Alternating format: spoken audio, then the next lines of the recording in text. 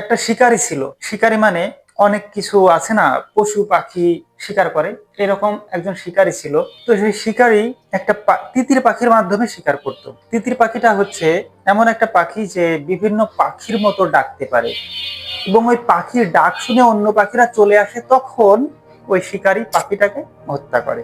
মানে হত্যা করে বা মারে বা শিকার করে, এগুলো তো সব একই জিনিস। এরকম কৌশল কিন্তু আমরা অনেকেই শুনেছি যে শিকারীরা এরকম কৌশল ব্যবহার করে। অনেক সময় বাঘ শিকার করার জন্য বাঘের ডাক দেয়, ওরা নিজেরাও পারে, মুখ দিয়ে বাঘের মতো শব্দ করে বাঘ ওখানে আসলে তারপরে বাঘকে গুলি করে। তারপরে অন্য আরো পশুর ডাক দেয়, অন্য পশু সেখানে চলে আসে, ওই ডাকগুলো শুনে ভাবে যে আমার সমগোত্র এখানে আছে। তো তিতির পাখিটা এরকম, যে অন্য কোনো পাখির ডাক দেয়, অন্য কোনো পাখি আবার সেইখানে চলে আসে ওই ডাক শুনে, তারপরে তাকে শিকার করা হয় আর কি। তো এইভাবে ওই শিকারী প্রত্যেকদিন শিকার করতো, তিতির পাখিটাকে একটা খাঁচায় রাখতো, সাথে সাথে রাখতো। একদিন ওর বাসায়, মানে ওই শিকারীর বাসায় একদিন তার গেস্ট আসে, মানে আত্মীয় আসে, এবং দুর্ভাগ্যক্রমে ওই দিন ওই শিকারের বাসায় শিকার করার পরে যে পাখি থাকে ওইরকম কোনো পাখি ছিল না। মানে ওই আত্মীয়দের যে আপ্যায়ন করা হবে, কিছু দিয়ে, কিছু খেতে দিয়ে, সেটা ছিল না আর কি। এই সময় সে ভাবলো যে এখন আমি কি করবো। এরপরে সে ভাবলো যে আমার তো একটা পাখি খাঁচায় আটকানো আছে, ওইটাকে আমি আজকে ফ্রাই করে দেবো। তো এরপরে ওই তিতির পাখিটাকে খাঁচা থেকে বের করা হলো, আর বললো আজকে তোমাকে দিয়ে আমার অতিথিদের সেবা করা হবে, তোমাকে আজকে হত্যা করা হবে। তো তিতির পাখি ওই সময় বললো যে তুমি এরকম বেইমানি আমার সাথে করতে পারো না। আমি এতদিন তোমাকে সঙ্গ দিয়ে আসছি, এবং তোমার জন্য আমি আমার সমগোত্রীয়দের এনে তোমার হাতে তুলে দিচ্ছি, তুমি স্বীকার করতে পারছো, তোমাকে আমি সাহায্য করি, আর তুমি আমাকে হত্যা করবে।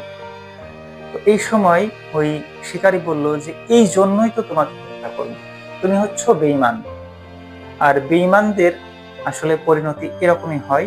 তুমি নিজের সমগোত্রীয়দের আমার হাতে তুলে দিচ্ছ, মানে নিজের সমগোত্রীয়দের সাথে তুমি বেঈমানি করছো। তাহলে তুমি আমার সাথে যে বেঈমানি করবে না বা আমার কোনো ক্ষতি করবে না, এর তো কোনো গ্যারান্টি নেই, তাই আজকে তোমাকে মারা হবে। তো বন্ধুরা, এই গল্পটা থেকে শিক্ষা হচ্ছে কোনো বেঈমানের শেষ পরিণতি কিন্তু ভালো হয় না।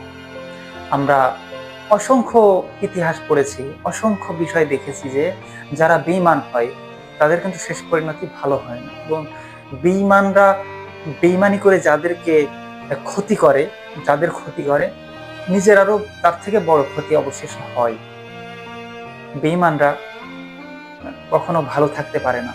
আর কারো ক্ষতি করছেন, আপনার সমগোত্র কাউকে আপনি ক্ষতি করছেন, আপনার সমগোত্রীয়দের, আপনি যে কোনো ভাবে আপনার আশপাশের মানুষ, আপনার মতো অন্যান্য মানুষদের ক্ষতি করছেন, তাদের সাথে বেইমানি করছেন, আপনার পরিণতি কিন্তু খারাপ হতে বাধ্য, ওই তিতির পাখির মতোই। কারণ মানুষের ক্ষতি করলে ক্ষতি নিজেরও হবে, তার সাথে বেইমানি করলে বড় পরিণতির দিকে আপনাকে যেতে হবে।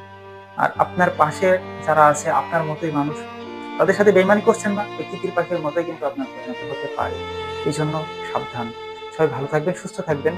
অন্য কোনো দিন অন্য কোনো গল্প নিয়ে আমি আবারও আপনাদের মাঝে হাজির হবো। সবাই ভালো থাকবেন। আল্লাহ হাফেজ।